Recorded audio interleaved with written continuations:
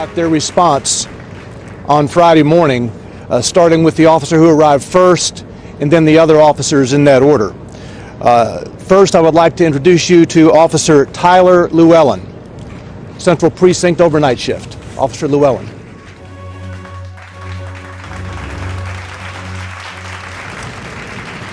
Hello everyone, I'm Officer Llewellyn. Initially we got a shots fired call. I was running zone that night, so I took it. Officer Hosey backed me up. I arrived on scene.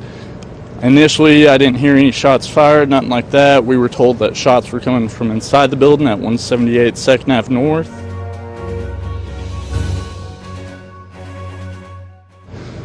Upon arrival, I checked because it's a liquor store / apartment complex and Airbnb that has the same address. Checked the bottom floor, couldn't see anything immediately, couldn't hear anything. At that time, I requested a code to get access into the building. Was waiting on Officer Hosey to show up and the code. Shortly after Officer Hosey showed up, as soon as she got out of the car, almost immediately, the RV started making an announcement. Somewhere along the lines, don't quote me exactly, but there's a large bomb within this vehicle. Your primary objective is to evacuate. This area must be evacuated now. If you can hear this message, evacuate now. If you can hear this. I wasn't quite sure what I heard, so I looked at Officer Hosey just to verify we heard the same thing, and then it started over. At that time, I called and notified Sergeant Miller. He said, get everyone you can out there. I requested all units available from our precinct to come. They show up. I asked Officer Toppin and Wells to block off 2nd and Broadway, 2nd and Commerce. They did. Officer Sipos and Hosey went inside to start knocking on doors, and Officer Wells came up. At this time, Sergeant Miller's there. I asked him for any further directives, stuff like that. At that time, we set up our cars to kind of set up as much of a barricade as we can, keep people out. We go inside. Just before we go inside, probably about 5 minutes after we're there, I'd say that the timer then started counting down. Officer Hosey and Officer Wells are the first ones that noticed that. In between this, I did look at the RV, noticed that all the shades were down, and kind of walked around it to see if there was a tag, anything like that, to try and get more info. I did not notice one.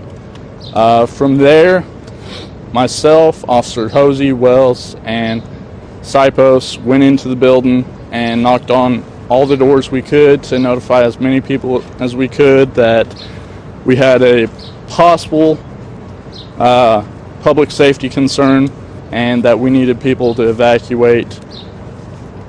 We noticed that there was a basement exit, so we asked everyone to go down and out the basement.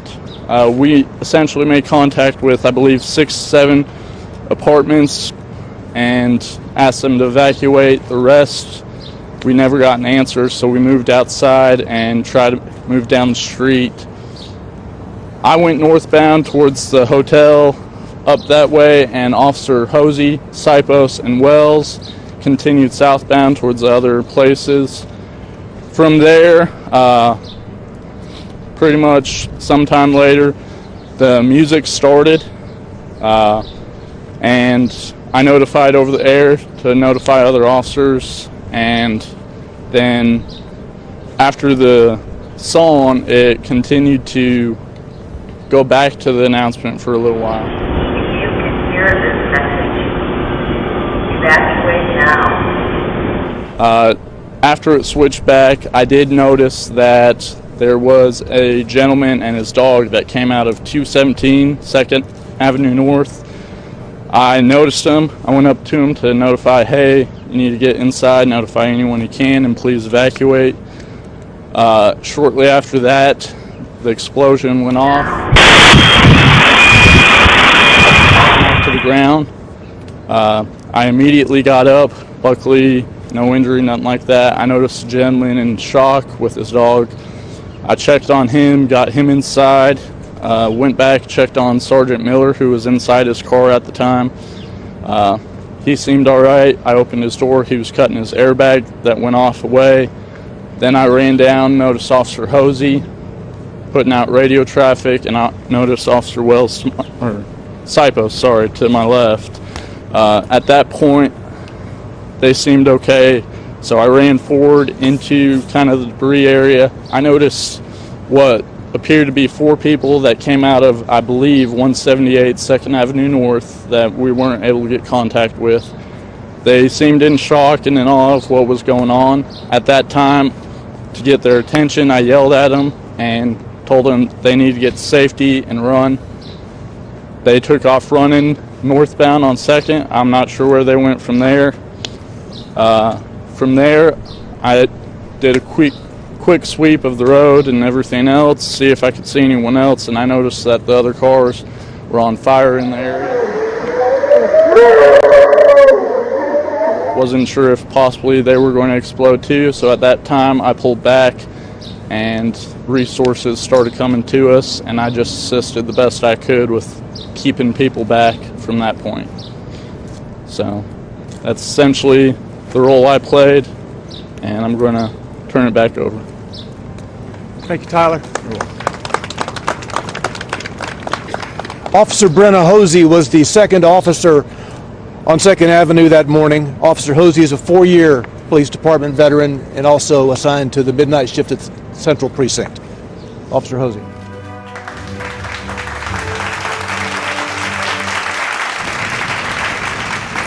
Good morning, everyone. I'm Brenna. Like Tyler said, we got the shots fired call, so I was going to back him up on 2nd Avenue North. As he said, as soon as I got there and stepped out of my patrol vehicle, we started hearing the announcements being made. If you can hear this message, evacuate now. Kind of had that confused look on, is this really what we're hearing right now? After he notified Sergeant Miller, we were trying to think of the best way of action. We were making sure the entry code worked. As soon as Sipos showed up, he and I started knocking on doors, waiting for Sergeant Miller and everyone else to arrive on scene. We were able to clear the first floor, and then Sergeant Miller, in his thinking, had us come back out and move our patrol vehicles to a more strategic position, so if we needed to go back to our patrol cars, we wouldn't be affected at all. So I'm giving him credit for that, for probably not only saving our lives, but saving our patrol vehicles and the way that he had us positioned. So we go back in, start clearing floor by floor on the 2nd Avenue North apartments. Once we made contact with everyone we could and made sure that they were getting out of the building is when we started to move down. Keeping in communication with dispatch, trying to get entry codes for all the Airbnbs that were on 2nd Avenue North, trying to make entry. At this point is when we'd heard the 14 minutes until detonation announcement, so we're moving as quickly as we can. We make it all the way down to 2nd and Commerce. There's actually a B detail officer that I'd been in contact with that lives in one of those apartments, asking him if he was okay, telling him what was going on, and then if he could start helping evacuate people out of his building, because we did not have access to it at that point. Once we'd made it to 2nd and Commerce, we realized there wasn't much else that we could do once we evacuated and made contact with everybody that we could. So I told everyone it's probably best that we just go back to our vehicles and regroup until the bomb squad gets out there and we figure out what we need to do from there. At that point, we had heard the 3 minutes until detonation. So myself, Llewellyn, and Sipos had headed back northbound on 2nd. I had made the turn onto Church Street while Tyler went to go talk to Sergeant Miller, and that's when the explosion happened. I was thrown forward, knocked to the ground, but I was able to catch myself. I was fine. At that point in time, I tried to get the air, but Amanda had beaten me to it, letting everyone know, or letting dispatch know, what had happened. I made a phone call to a loved one to let them know that I was okay, and then I ran to the intersection to check on Miller and Llewellyn to make sure they were okay. Saw Sipos running towards the intersection as well. That's what I got on the radio to make sure Wells was okay. Couldn't get a response from him. but from the blast he had some hearing loss.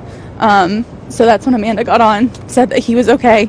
So I was just trying to make sure all of our people were okay, and then going from there, trying to figure out what was the best course of action to keep everyone that was either in the immediate blast area that we weren't able to evacuate, or anyone that was coming in, and how to best keep them safe.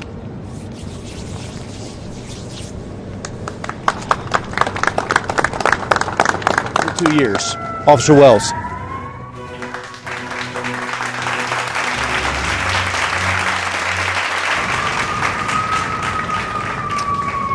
Good morning, Officer James Wells. Shortly after the shots fired call came out, Officer Llewellyn had came over the radio and said I needed everybody here immediately. And just by the tone in his voice, we knew it was serious. And he said it was a possible bomb situation, and that Sergeant Miller was aware. At the time, I was sitting right next to Officer Toppin, so we got over there as quick as we could. Not knowing that the RV was the vehicle in question at the time, we actually pulled right in front of it. So this is right across the street. We pulled up, and then when we heard the announcement, If you can hear this message, evacuate now. Toppin was like, "Is that the vehicle in question?" And Llewellyn said, "Yes." We immediately hopped in our cars and bagged out, and then so we started setting up the perimeter to start shutting down Commerce and Broadway to make sure nobody could come in or out. And then Llewellyn called for more people to come help evacuate the building, which I did.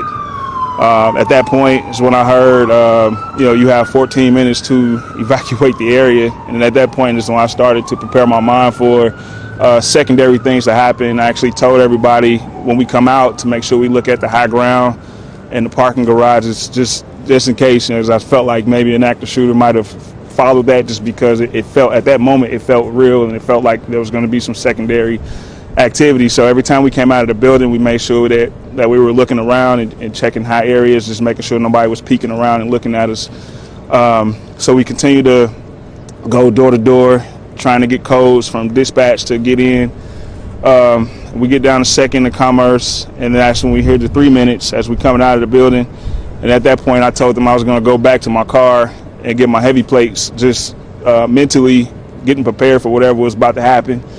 And so as I'm putting my heavy plates on, Llewellyn tells me that Sergeant Miller told me to pull my car back because I was actually in the intersection at first.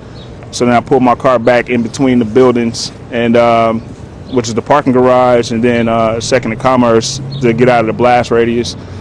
And at that point, I get out, and I'm starting to go back toward Llewellyn and Hosey.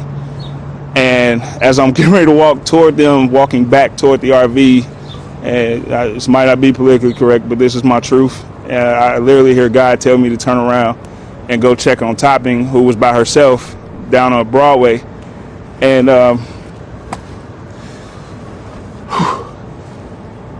as I turn around, for me, it felt like I only took 3 steps, and then the music stopped. And as I'm walking back toward Topping now, I just see orange, and then I hear a loud boom.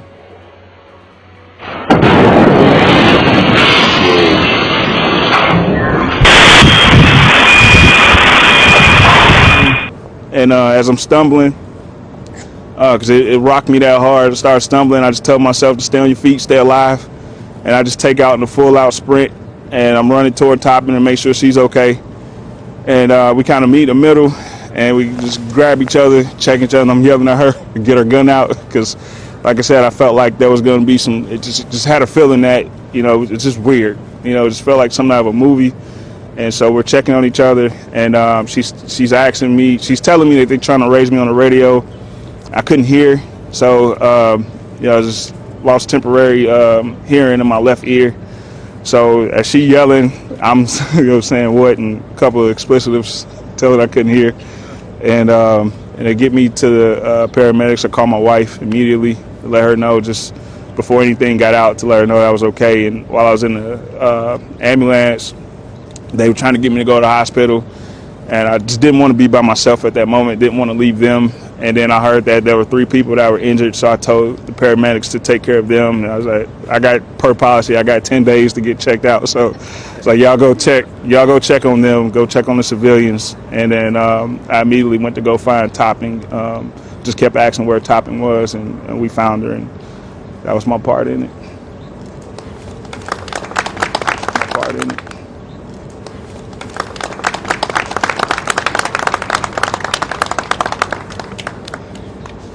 Officer Michael Sipus, assigned to the Central Precinct's midnight shift. Michael's been with us also just under 2 years. Officer Sipus.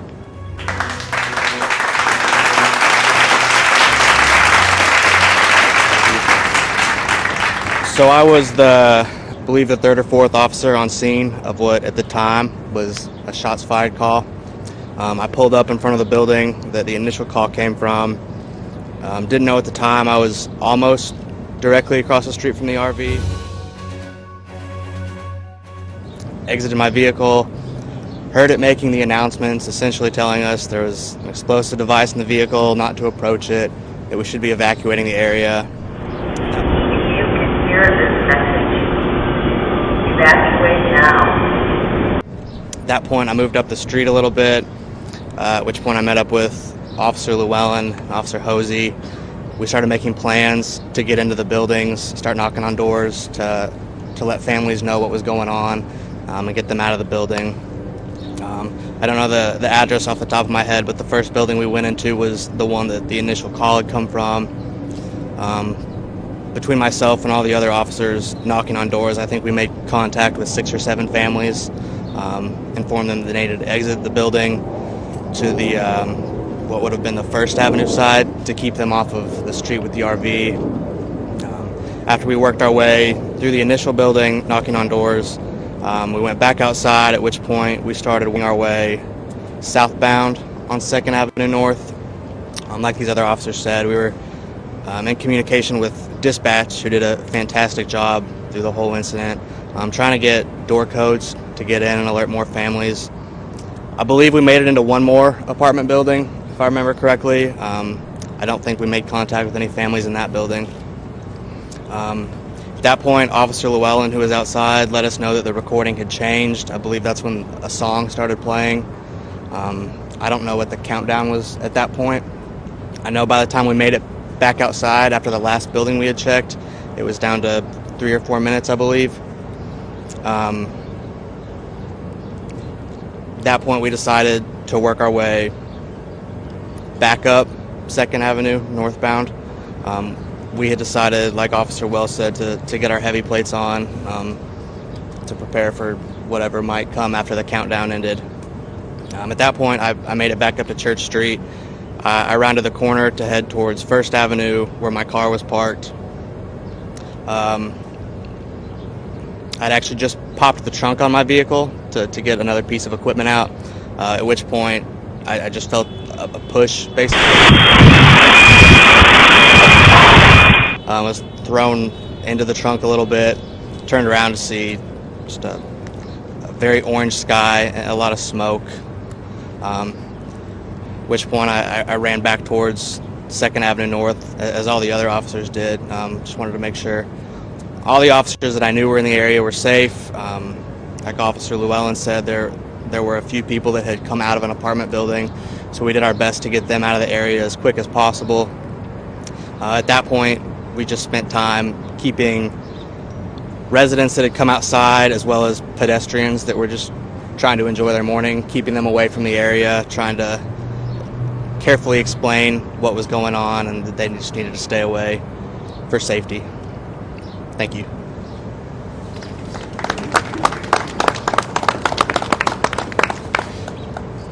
Our 5th officer is Amanda Topping. Amanda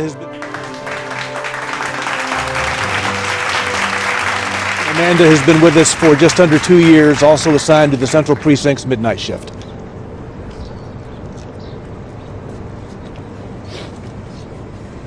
Man, they got me closing this thing out. Oh my God.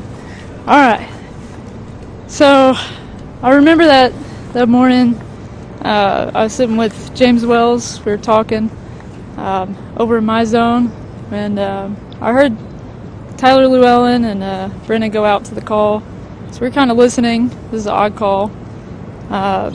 So we're sitting there, and my wife had just called because it's towards the end of our shift, so she was seeing what time I was coming home. And so I'm talking to her, and I'm like, well, we're about to head to this call. It's a little strange.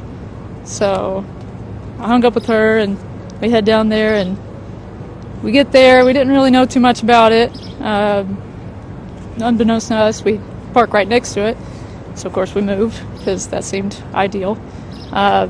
So, I take my car down to 2nd and Broadway, and, Sergeant Miller wanted me to stay down there to help with, because, pedestrian traffic on Broadway, and, the buses were starting to do their routes and stuff. So, of course, I was listening and everything, and they went up to the apartments, and I kind of stayed down there and kept on going up to 2nd and Commerce to hear what the RB was saying, and that's just stuff that I'll never forget. The sound of the announcement saying, primary objective is to evacuate now, and it's a female voice, and yeah, it's just odd. And then, of course, I'm kind of pacing back and forth because I kept on having to turn pedestrians around. It was a weird feeling not being able to be with everybody else, but I knew that, I needed to stay where I was at.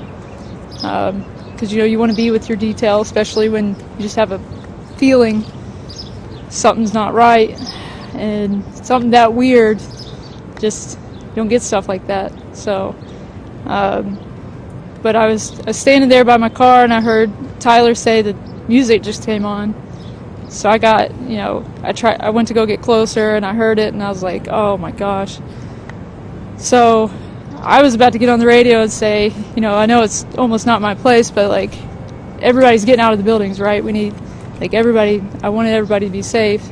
But then I saw a group of them, which couldn't really tell, but I was assuming was Brenna and Sipos and Tyler, walk around the RV back towards their cars. So I kind of saw them. And I started walking up to 2nd and Commerce because I wanted to talk to them. I wanted to know, do we need to go to more buildings? What do we need to do? I was just getting really antsy. And I just talked to my wife again. Just told her that things were just really strange.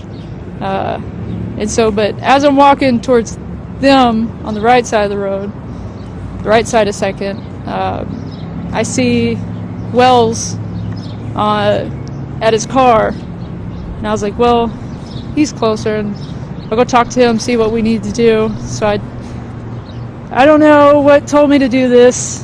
It was really weird, but I decided to change my direction, go on the other side of the road, start walking towards Wells. So as I start walking towards him, he starts walking towards me. You can see on the camera too, the footage, I've seen it. And I told him I didn't think anybody'd ever believe him how close he was. And I was probably about 10 steps away from him, 15. And we're just walking towards each other, and I just saw the biggest flames I've ever seen, the biggest explosion.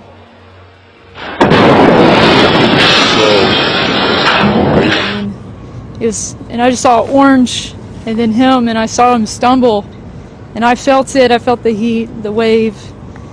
And I don't know how I kept my footing, but I kind of blanked and I couldn't see him for a second, and I just lost it, and I just took off in a sprint towards him. And like he said, I've never grabbed somebody so hard in my life. I grabbed him, he grabbed me, and we just ducked into a doorway because we didn't know what was coming afterwards. And I'll never forget the window shattering after the blast all around me. It kind of looked like a big prop from a movie scene, all the glass breaking at once. It hit me all over.